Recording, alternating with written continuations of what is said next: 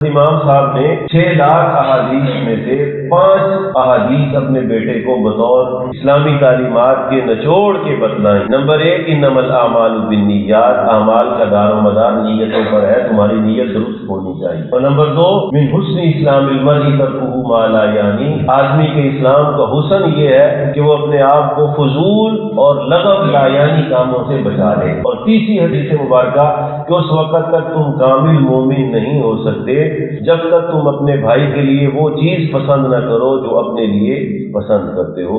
اور چوتھی حدیث مبارکہ کہ الحلال بین والحرام بین، حلال بھی واضح ہے، حرام بھی واضح ہے، اور جو شکوک و شبہات میں ڈالنے والی چیزیں ہیں ان سے بھی اپنے آپ کو بچا کے رکھیے گا۔ ایک حدیث مبارکہ باقی ہے، انشاءاللہ زندگی رہی تو آئندہ من الشیطان الرجیم، بسم اللہ الرحمن الرحیم، والذین هم عن اللغو معرضون،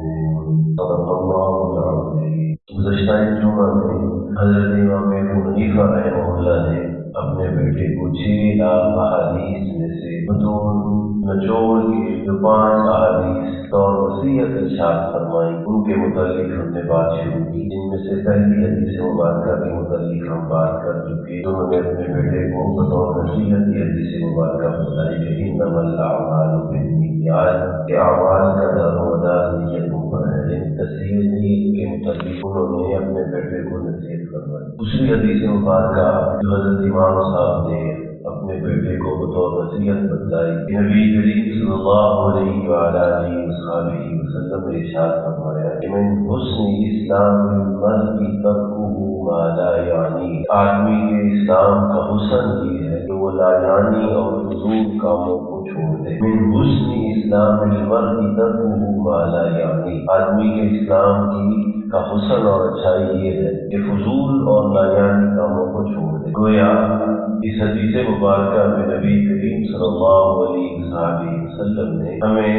اپنے وقت کی قدر کرنے کی اور اس کو مفید بنانے کی اور فضول اور لا یعنی کاموں سے بچنے کی تلقین فرمائی۔ قرآن پاک میں اللہ رب العزت نے مومنین کی کچھ صفات بیان، ان صفات میں سے صرف مومن کی یہ بیان فرمائی کہ والذین هم عن اللغو معرضون، کہ مومن وہ ہیں جو اپنے آپ کو لا یعنی باتوں سے محفوظ رکھتے ہیں۔ لفظ بات ہوتی کون سی ہے؟ ایسی بات اس کا کوئی مقصد نہ ہو، کوئی فائدہ نہ ہو، کسی قسم کے دنیاوی اور اخروی فائدے پر مشتمل نہ ہو، ایسی بات اور ایسا کام لغو کام ہوگا۔ دوسری جگہ پہ اللہ رب العزت نے قرآن پاک میں ارشاد فرمایا وَإِذَا سَمِعُوا اللَّغْوَ أَعْرَضُوا عَنْهُ، کہ مومن لوگوں کی ایک صفت یہ ہے کہ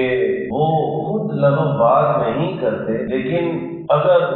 ان کے کان میں گزرتے ہوئے چلتے پھرتے کوئی بات لغو اور بیکار پڑ جائے تو وہ اس کی طرف بھی متوجہ نہیں ہوتے، بلکہ اعرضوا عنہ، اس بات سے اپنے آپ کو بچا کے نکل لیتے۔ قرآن پاک میں اللہ رب العزت نے جو جنتیوں کی صفات بیان کی ہیں، ان صفات میں بھی اللہ رب العزت نے ایک صفت یہ بیان کی کہ جنت میں وہ لغو اور بیکار فضول قسم کی باتوں کو نہیں سنیں گے۔ قرآن پاک میں اللہ رب العزت نے ارشاد فرمایا لا يسمعون فيها لغوا ولا تأثیما، کہ وہ جنت میں کسی قسم کی فضول اور لغو بات نہیں سنیں گے اور نہ گناہ کی باتیں ان کو سننے کی ملیں، الا قیلا سلاما سلاما، ان کو تو ایسی ہی باتیں سنائی جائیں گی جو سلامتی پر مبنی۔ اسی طرح ہم جمعہ کی نماز میں سورہ مبارکہ اکثر سورہ غاشیہ تلاوت کرتے ہیں، اس میں بھی اللہ رب العزت نے ارشاد فرمایا کہ لا فی جنت عالیہ، یہ اہل ایمان جو ہیں وہ بلند جنتوں میں ہوں گے، لا تسمع فیہا لاغیہ،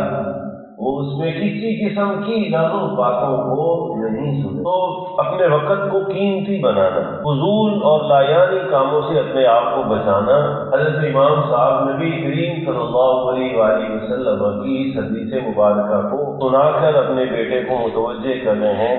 کہ بیٹا اپنے آپ کو لغو کاموں سے بچا دے۔ اور یہ امت نے اس بات کا بڑا اہتمام کیا کہ انہوں نے چیزوں کو سیکھنے کے لیے یا اپنے آپ کو ایک کارآمد انسان بنانے کے لیے اپنے آپ کو لغو کاموں سے بچا کے، حتیٰ کہ بزرگوں کے عجیب و غریب واقعات ملتے ہیں۔ قلم لکھتے ہوئے خشک ہوا تو سیاہی بھرنے کہ جو دورانیہ تھا اس کے اندر اللہ کا ذکر شروع کر دیا کہ یہ جو سیاہی بھرنے کا دورانیہ ہے، اس دورانیے کو بھی میں غفلت میں نہ گزار دوں۔ حضرت امام ابن مخلد اندلسی رحمۃ اللہ علیہ وہ ایک لمبا سفر کر کے بغداد میں حضرت امام احمد بن حنبل رحمۃ اللہ علیہ کے پاس حدیث مبارکہ کا علم سیکھنے کے لیے آئے، لیکن جب وہاں پہنچے تو معلوم ہوا کہ حضرت امام صاحب جو نظر بند ہیں ان کو پڑھانے کی اجازت نہیں، وہ درس حدیث نہیں دے سکتے۔ حضرت امام ابن مخلد رحمۃ اللہ علیہ نے اتنا لمبا سفر جو حدیث مبارکہ کی تحصیل کے لیے کیا تھا، وقت کو ضائع کرنے کی بجائے اپنے کپڑوں کو تھوڑا سا پھاڑا، اپنے آپ کو کچھ آلودہ کیا، بال اپنے بکھیرے، ہاتھ میں ایک کٹورا لیا اور بازار میں صدا لگانا شروع کیا، اجرکم علی اللہ، تمہارا اجر اللہ پر ہے۔ لوگوں نے سمجھا کہ بھیک مانگنے والا ہے، جو دے سکتا تھا اس نے اس کٹورے میں ڈالا۔ چلتے چلتے حضرت امام احمد بن حنبل کے دروازے پر پہنچے، دستک دی، اور جب انہوں نے بھی کچھ دینا چاہا تو عرض کیا کہ میں درہم اور دینار کا بھوکا نہیں ہوں، اس لمبا سفر کر کے آپ سے حدیث مبارکہ سیکھنے کے لیے آیا۔ فرمایا مجھے تو درس حدیث دینے کی اجازت نہیں، میں ہلکا نہیں لگا سکتا، تو کہا روز اسی شکل میں آیا کروں گا، بھکاری بن کر بھیک کے لیے دستک دوں گا، آپ دروازہ کھول کے کوئی حدیث مبارکہ سنا دیجیے گا، میں یاد کروں۔ تحصیل علم کے لیے مشقتیں بھی اٹھائیں اور اپنے لمحات کو ضائع کرنے کی کوشش نہیں۔ نبی کریم صلی اللہ علیہ وآلہ وسلم نے ارشاد فرمایا نعمتان مغبون، دو نعمتیں انسان کو ایسی دی گئی ہیں کہ جن کو انسان ضائع کرتا ہے، اور وہ دو نعمتیں کون سی ہیں؟ ان میں سے ایک نعمت صحت والی نعمت ہے اور دوسری نعمت فراغت والی نعمت ہے، یعنی انسان کے پاس فرصت کا ہونا، اور یہ اللہ کی بہت بڑی نعمتیں ہیں لیکن انسان اس کو ضائع کر رہا ہے۔ اور حقیقت بالکل یہی ہے کہ جب یہ نعمتیں دونوں چھنتی ہیں، صحت کی نعمت اور انسان کے فرصت کے لمحات کے چھن جانے کی نعمت، تب انسان کو احساس ہوتا ہے کہ انسان کو فرصت میں رہنا یہ اللہ کی کتنی بڑی نعمت۔ اور سچی بات تو یہ ہے، اللہ ہمیں بچائے کہ آج ہم سبھی اس نعمت کی ناقدری میں لگے ہوئے ہیں اور وقت ہمارا بہت ضائع ہے۔ ہم شادی کے لیے جائیں تو ہمیں شادی کے کھانے کے لیے 3-3 4-4 گھنٹے انتظار کرنا پڑتا ہے، اور یہ 3-4 گھنٹے کا جو دورانیہ وہاں پہ گزرتا ہے وہ سوائے ہمارے وہاں پہ گپ شپ کے، ایسی گپ شپ جو عمومی لایانی باتوں پر مبنی ہوتی ہے اس میں گزر رہا ہے۔ اور مزاج قوم کا یہ بن چکا کہ ہر شادی پہ جانے والا یہ ذہن بنا کے جاتا ہے کہ یہاں تو 2 گھنٹے 3 گھنٹے بعد ہی کھانا ملے گا، بڑی تسلی سے جاؤ۔ اللہ تعالیٰ ہمیں اس ناقدری سے محفوظ فرمائے اور لایانی کاموں سے بچا دے۔ اس کا احساس اگر ہمیں وقت کا کرنا ہو تو ایک بڑی یہ صورت ہے کہ اگر ہم کسی کے انتظار میں کھڑے ہوں، کسی ریل گاڑی کے یا جہاز کے فلائٹ کے اترنے کے، اور وہ فلائٹ کچھ منٹ لیٹ ہو تو ہر گزرنے والا منٹ جو ہم پر وہاں پہ بوجھ بن رہا ہوتا ہے، وہ حقیقت میں ہمیں اس بات کا ادراک کرواتا ہے کہ وقت کا ضائع ہونا یہ انسان کے لیے کتنی بڑی پرہن کا مرحلہ ہے۔ حضرت امام صاحب نے اپنے بیٹے کو اس حدیث مبارکہ کے ذریعے اس بات کی تلقین کی کہ من حسن اسلام المرء ترکہ ما لا یعنی، آدمی کے اسلام کا حسن یہ ہے کہ وہ لا یعنی باتوں کو، لا یعنی کاموں کو چھوڑ دے، فضول کاموں کو۔ میں اور آپ اس بات کا عزم کریں کہ انشاءاللہ اپنے آپ کو بامقصد زندگی گزارنے والا بنائیں گے، بامقصد کاموں میں لگنے والا بنائیں گے، فضول کاموں سے اپنے آپ کو محفوظ۔ پھر حضرت امام صاحب نے تیسری حدیث مبارکہ جو اپنے بیٹے کو بطور نصیحت کے ارشاد فرمائی کہ فرمایا لا یؤمن احدکم حتی یحب لنفسہ ما یحب لاخیہ، کہ تم اس وقت تک کامل مومن نہیں ہو سکتے جب تک تم اپنے بھائی کے لیے اس چیز کو پسند نہ کرو جو اپنے لیے پسند کرتے ہو۔ اور یہ بڑی خوبصورت بات ہے، یہ تقریباً سارے ہی احادیث مبارکہ جو آپ حضرات کے سامنے میں عرض کر رہا ہوں امام صاحب نے بطور نچوڑ کے نکالی ہے، جوامع الکلم ہے۔ نبی کریم صلی اللہ علیہ وآلہ وسلم کو جہاں پہ اور صفات عطا کی گئی ہیں، ان صفات میں سے ایک صفت آپ کو جوامع الکلم یعنی جامع کلمات عطا کیے گئے۔ آپ نے فرمایا اوتیت بجوامع الکلم، مجھے جامع کلمات عطا کیے گئے۔ جامع کلمات سے مراد یہ ہے کہ ان کلمات کے الفاظ بہت تھوڑے ہیں، لیکن وہ کلمات اپنے اندر بے شمار علوم کو سموئے ہوئے ہیں، یعنی مختصر بات کے اندر ایک بہت بڑا مفہوم بیان کر دیا جاتا ہے۔ تو اس حدیث مبارکہ میں بھی نبی کریم صلی اللہ علیہ وآلہ وسلم نے معاشرے کے لیے ایک بہت خوبصورت پیرامیٹر دیا کہ تم میں سے اس وقت تک کوئی شخص کامل مومن نہیں ہو سکتا جب تک وہ اپنے بھائی کے لیے وہ پسند نہ کرے جو اپنے لیے پسند کرتا ہے۔ کہ بے شمار شکلیں ہیں معاشرے میں، ہم سواری پر جا رہے ہوں اور ہم سے آگے جانے والا سوار جو ہے وہ مڑنے سے پہلے اشارہ نہ دے تو ہم فوراً بڑبڑاتے ہیں کہ عجیب آدمی ہے، مڑنے سے پہلے اشارہ نہیں دیتا۔ جو بات ہم اس کے بارے میں سوچ رہے ہیں، یہ مجھے بھی سوچنے کی ضرورت ہے کہ جب میں خود روڈ پہ ہوتا ہوں تو مجھے یہ بات اختیار کرنی چاہیے جو میں پسند کر رہا ہوں کہ میرا دوسرا بھائی اس کو اختیار کرے۔ بطور تاجر میں جب کوئی چیز، خود میں تاجر ہوں، بزنس مین، یا میں کوئی بھی خرید و فروخت کرتا ہوں، لیکن جب میں بازار سے کوئی چیز خریدنے کے لیے جاتا ہوں تو میں اپنے لیے پسند کرتا ہوں کہ بیچنے والا اس چیز کی ساری خوبیوں سے، اس کی ساری خامیوں سے، سارے عیوبات سے مجھے آگاہ کر دے، اور اس میں سے جو منافع لینا چاہتا ہے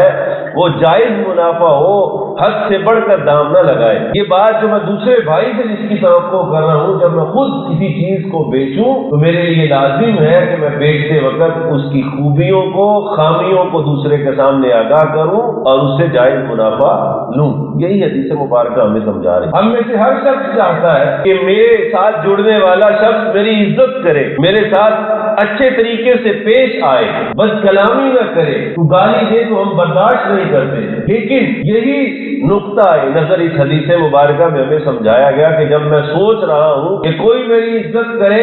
تو لہذا مجھ پر بھی لاگو ہوا کہ میں دوسروں کی عزت کروں، کوئی مجھے گالی نہ دے، مجھ پر بھی لاگو ہوا میں کسی کو گالی نہ دوں۔ اور ہر آدمی اپنے حقوق کا مطالبہ کر رہا ہے، خاوند چاہتا ہے کہ بیوی سارے میرے کام کرے، تو خاوند سے بھی اسی بات کا تقاضا اس حدیث مبارکہ میں کیا گیا کہ جو وہ بیوی سے اپنے حقوق لینا چاہتا ہے تو مومن کامل اسی وقت ہوگا جب اس کے حقوق یہ خود ادا کرے۔ حضرت امام صاحب نے اس حدیث مبارکہ کا 6 لاکھ احادیث میں سے انتخاب کیا کہ مومن وہ ہے، کامل مومن اس وقت تک نہیں ہو سکتا جب تک دوسروں کے لیے وہ پسند نہ کرے جو اپنے لیے پسند کرتا ہے۔ اور اللہ ہمیں بچائے، اس بات میں بھی ہم بڑے کمزور ہیں، اپنے لیے اچھا پسند کرتے ہیں اور دوسروں کے لیے برا پسند کرتے ہیں۔ ہماری کوئی غیبت کرے تو ہمیں اچھا نہیں لگتا، اور ہم لوگوں کی جی بھر کے غیبتیں کریں تو ہمیں کوئی مسئلہ نہیں۔ تو یہ تیسری بات حضرت امام صاحب نے اپنے بیٹے کو ایک معاشرت کے حوالے سے سکھائی کہ معاشرے میں رہنے کا اصول یہ اپناؤ گے تو دین کے سارے تقاضے اس کے ساتھ پورے ہوتے جائیں۔ اور چوتھی بات ارشاد فرمائی کہ نبی کریم صلی اللہ علیہ وآلہ وسلم کی چوتھی حدیث مبارکہ جو میں نے 6 لاکھ احادیث میں سے نکالی ہے وہ یہ کہ الحلال بین والحرام بین وبینہما متشابہات، کہ میرا بیٹا نبی کریم صلی اللہ علیہ وآلہ وسلم نے ارشاد فرمایا حلال بھی واضح ہے اور حرام بھی واضح ہے، اور ان میں سے کچھ متشابہات ہیں جن کے بارے میں انسان شکوک و شبہات کا شکار ہوتا ہے کہ یہ پتہ نہیں حلال ہے یا حرام ہے، تو اپنے آپ کو حلال میں لگانا، حرام سے بھی بچا لینا، اور جس بات میں شک ہو اس شک سے بھی اپنے آپ کو بچا لینا۔ اس حدیث مبارکہ کی اگلے حصے میں نبی کریم صلی اللہ علیہ وآلہ وسلم نے کچھ مزید وضاحت کے لیے ایک مثال ارشاد فرمائی کہ ایک آدمی جب اپنے جانوروں کو چراتا ہے تو اس کو چاہیے کہ وہ اپنی ایسی چراگاہ میں چرائے کہ جہاں سے ان کے جانوروں کو کسی دوسری کی چراگاہ میں جانے کا خدشہ نہ ہو۔ یعنی اگر اپنی چراگاہ کے بالکل کنارے پہ چرائے گا اور خود دوسری جانب جا کے بیٹھے گا تو اچانک جانور ہے وہ دوسرے کی چراگاہ میں جائے گا اور کھائے گا، تو وہ جو اس نے تھوڑا سا کھایا وہ اس کے لیے حلال نہیں تھا بلکہ حرام تھا، اور اس کو وہ حرام سمجھ لے گا۔ حلال کھانے کی بڑی تلقین ہمیں کی گئی۔ طلب کسب الحلال فضیلۃ بعد الفریضہ، نبی کریم صلی اللہ علیہ وآلہ وسلم نے ارشاد فرمایا کہ حلال کمانا یہ دیگر فرائض کی طرح ایک فرض ہے۔ صاحب بن ابی وقاص رضی اللہ تعالیٰ عنہ نبی کریم صلی اللہ علیہ وآلہ وسلم سے عرض کرنے لگے، اللہ کے رسول مجھے کوئی ایسا نسخہ بتلائیے کہ میں اس نسخے کو اپناؤں اور میری دعائیں قبول ہونا شروع ہو جائے۔ تو نبی کریم صلی اللہ علیہ وآلہ وسلم نے کوئی لمبے چوڑے وظائف نہیں بتلائے، ایک جملہ ارشاد فرمایا کہ سعد بن ابی وقاص اگر تو چاہتا ہے کہ تیری دعائیں قبول ہوں تو پھر حلال کمائی کھانا شروع کر دے، حرام سے بچ جا، تیری دعاؤں کو اللہ تعالیٰ قبول کرنا شروع کر۔ اور ایک اور حدیث مبارکہ میں نبی کریم صلی اللہ علیہ وآلہ وسلم نے ارشاد فرمایا کہ کچھ لوگ ایسے ہیں جو لمبا سفر کر کے اللہ کے گھر میں پہنچتے ہیں اور ان کی حالت یہ ہوتی ہے اس لمبے سفر کی وجہ سے کہ ان کے بال بھی بکھرے ہوتے ہیں، سفر کی تکالیف کو اٹھا کے وہ خانہ کعبہ میں پہنچتے ہیں اور غلاف پکڑ پکڑ کے کہتے ہیں یا ربی اے میرے رب میری دعاؤں کو سن لے۔ تو میں اللہ ان کی دعا کو قبول نہیں کرتا، اس لیے کہ جو لباس پہنا ہوتا ہے وہ بھی حرام کا ہوتا ہے اور جو کھا پی رہے ہوتے ہیں وہ بھی حرام۔ حضرت امام صاحب نے اپنے بیٹے کو بالخصوص نصیحت فرمائی۔ متشابہات سے بھی حضرات نے اپنے آپ کو بڑا بچایا۔ حضرت امام ابو حنیفہ رحمہ اللہ کا واقعہ آتا ہے کہ وہ چونکہ کپڑے کے بہت بڑے تاجر تھے اور انہوں نے اپنے ملازمین رکھے تھے جو تجارت کا سامان لے جا کر بیچتے تھے۔ ایک دن ایک کپڑے میں کوئی عیب تھا تو اپنے اس ملازم کو انہوں نے تنبیہ کی کہ اس کپڑے کو بیچتے وقت اس کا عیب ضرور بتلانا۔ جب وہ بیچ کر واپس آیا اور بہت بڑا ایک منافع لے کر آیا، سب سے پہلا سوال یہی کیا کہ اس کپڑے کو بیچتے وقت اس کا عیب بتلایا تھا یا نہیں بتلایا؟ اس نے کہا میں تو وہ بتلانا بھول گیا۔ حضرت نے فرمایا کہ سارے مال کو اللہ کے راستے میں صدقہ کر۔ اب اس کا ایک طریقہ یہ بھی ہو سکتا تھا کہ جتنی رقم اس کپڑے کی بن سکتی تھی اس کو نکال کے صدقہ کر دیا جاتا کہ یہ اتنا مال اس میں ایسا شامل ہوا جو میرے لیے جائز نہیں، لیکن حقیقت میں اس حدیث مبارکہ پہ خود عمل کر کے دکھایا کہ وہ بینہما متشابہات، کیا مجھے وہ اس مال کا پتہ نہیں ہے جو میرے لیے جائز نہیں وہ میرے اصل مال میں شامل ہوا، لہذا اصل مال میں متشابہ شامل ہوا، شاید وہی پیسے میں استعمال کر لوں، لہذا اس شک و شبے والے مال کو بھی میں استعمال کرنا پسند نہیں کروں گا، سارا مال اللہ کے راستے میں صدقہ ہے۔ اور حقیقت یہی ہے کہ اگر ایک چیز کو خریدتے وقت اس میں 100 روپے کی چیز میں سے 99 درست ہیں اور ایک ہم نے غلط اس میں استعمال کیا تو وہ ایک استعمال غلط ہونا باقی کو بھی غلط کر۔ اس حدیث مبارکہ میں حضرت امام صاحب نے اپنے بیٹے کو اس بات کی تلقین کی کہ الحلال بین والحرام بین وبینہما متشابہات۔ حضرت عمر رضی اللہ تعالیٰ عنہ کے پاس ایک دن ان کا خادم دودھ لے کر آیا، جب دودھ پی لیا تو پھر سوال کیا کہ یہ دودھ کہاں سے لائے؟ تو کہا کہ میں زکوٰۃ کے جو اونٹ سے جہاں چل رہے تھے تو ان میں سے ایک جانور کا میں نے دودھ دھویا اور دوسرے دودھ میں شامل کیا اور آپ کو لا کر پیش کیا۔ حضرت عمر رضی اللہ تعالیٰ نے اپنے گلے میں انگلی ڈال کر فوراً اس کی کہہ کی کہ یہ جو میرے اندر دودھ گیا ہے میں اس کو اپنے اندر لے جانا پسند نہیں کرتا۔ 4 احادیث مبارکہ ہو چکی، ایک باقی ہے۔ تو حضرت امام صاحب نے 6 لاکھ احادیث میں سے 5 احادیث اپنے بیٹے کو بطور اسلامی تعلیمات کے نچوڑ کے بتلائیں۔ نمبر 1 انما الاعمال بالنیات، اعمال کا دار و مدار نیتوں پر ہے، تمہاری نیت درست ہونی چاہیے۔ اور نمبر 2 من حسن اسلام المرء ترکہ ما لا یعنی، آدمی کے اسلام کا حسن یہ ہے کہ وہ اپنے آپ کو فضول اور لغو لا یعنی کاموں سے بچا لے۔ اور تیسری حدیث مبارکہ کہ اس وقت تک تم کامل مومن نہیں ہو سکتے جب تک تم اپنے بھائی کے لیے وہ چیز پسند نہ کرو جو اپنے لیے پسند کرتے ہو۔ اور چوتھی حدیث مبارکہ کہ الحلال بین والحرام بین، حلال بھی واضح ہے حرام بھی واضح ہے، اور جو شکوک و شبہات میں ڈالنے والی چیزیں ہیں ان سے بھی اپنے آپ کو بچا کے رکھیے گا۔ ایک حدیث مبارکہ باقی ہے انشاءاللہ زندگی تو آئندہ جمعہ بعد اللہ تعالیٰ مجھے اور آپ کو ان باتوں پر عمل کرے۔